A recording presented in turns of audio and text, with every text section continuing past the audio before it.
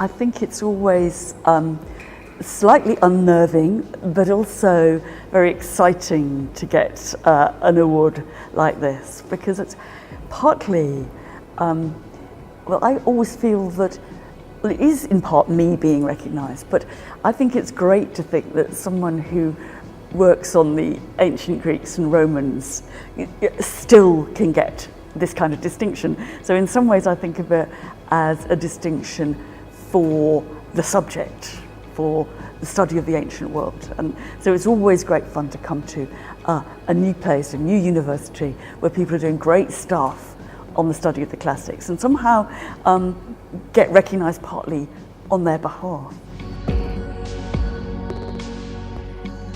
I think that anybody who does anything in the academy, any kind of research, whether that's hard science or humanities or social science, I think honestly they have an obligation to share what they do with a wider public. Now, I don't think there's only one way of doing that, and I don't think that everybody should necessarily be on television. Television would be flooded out with a load of academics telling us about their work if that was the case.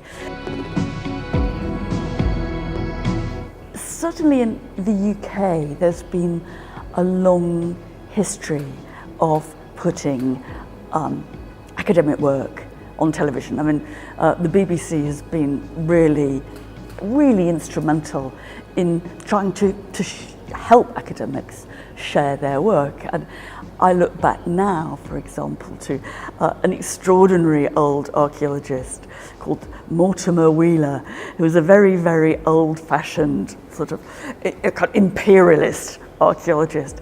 But I recently saw some films that he'd made for the BBC in the early 1960s, and they were just so good. The more you look back at the archive of British television, the more you find loads and loads of people that you can see as your predecessors and can act as reference. Social media are here to stay, hence we'll think of this as a revolutionary period in terms of how communication happened between people.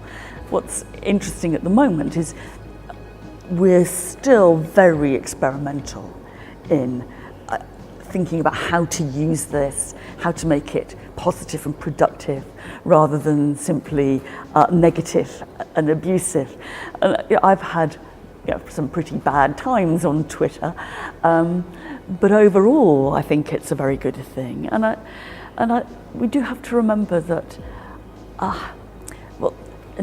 nobody has ever taught us how to do social media. We're learning on the job.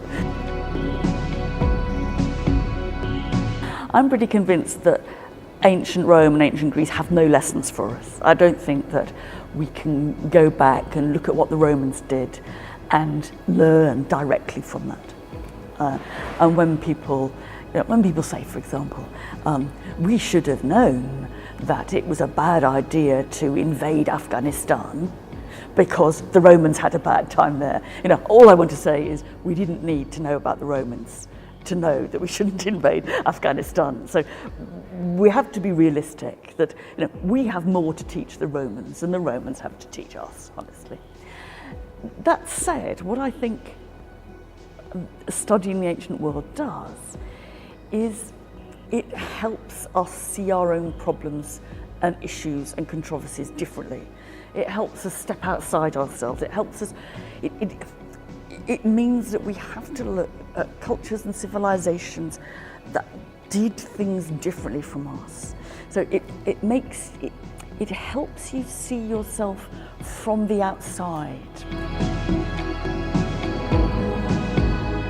People living in the West, particularly people living in Europe, like we do, whether it's Spain or Britain, part of the ancient Roman Empire, and in some ways, you have to recognize that you are the descendants of Rome. In some ways you do. Now, happily, we're not only the descendants of Rome. Happily, European culture has many more wide and varied roots than simply the Roman Empire. It'd be awful if we were just little Romans. nevertheless, many of our practices, our conventions, our assumptions about literature, about communication, about the vocabulary of politics goes back to ancient Rome. And that is just undeniably true. So the idea of thinking about the liberty of the citizen, that is a debate which over the last 2,000 years has been refined and changed and adapted, but very much on the basis of how the Romans started to talk about that in the 2nd and 1st centuries BC.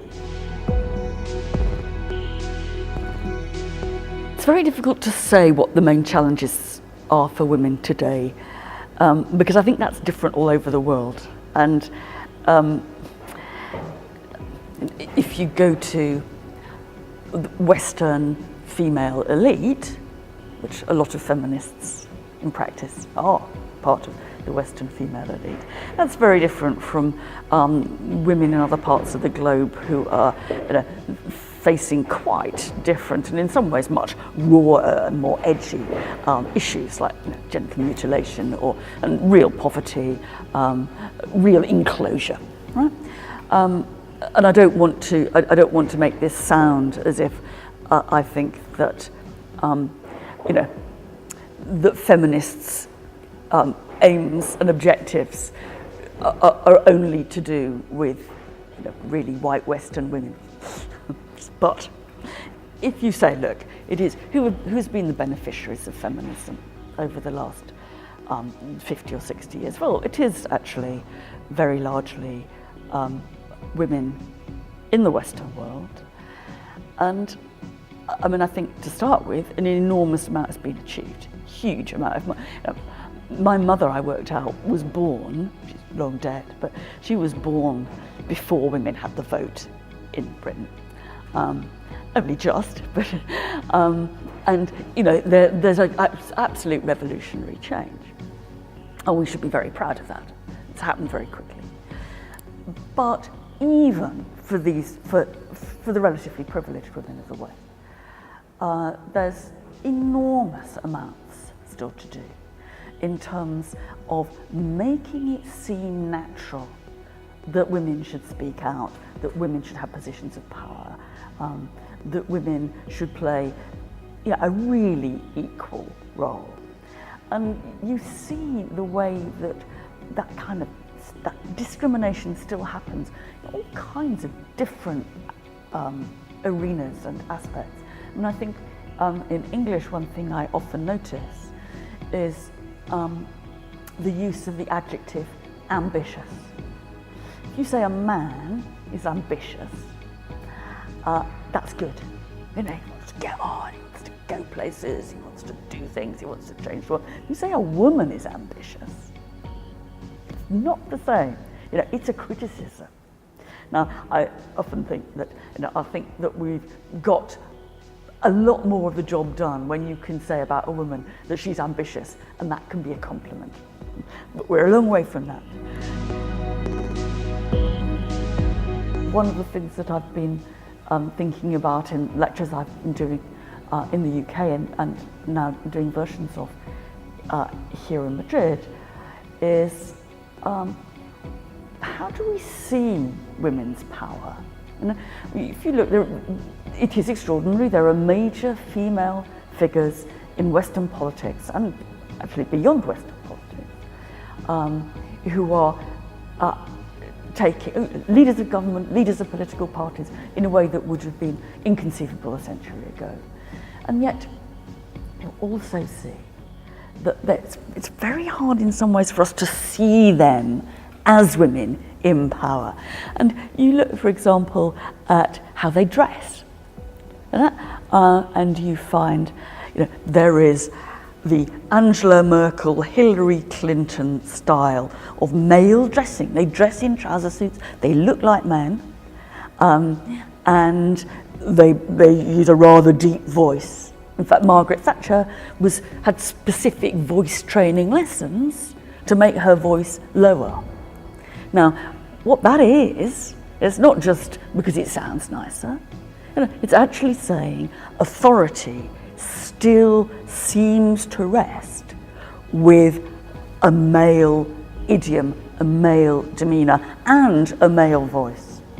And that's where, that's the kind of thing that I'm fighting. But I really don't want people to imagine that I think that this is the only issue for feminism across the planet, because there's a lot of others too.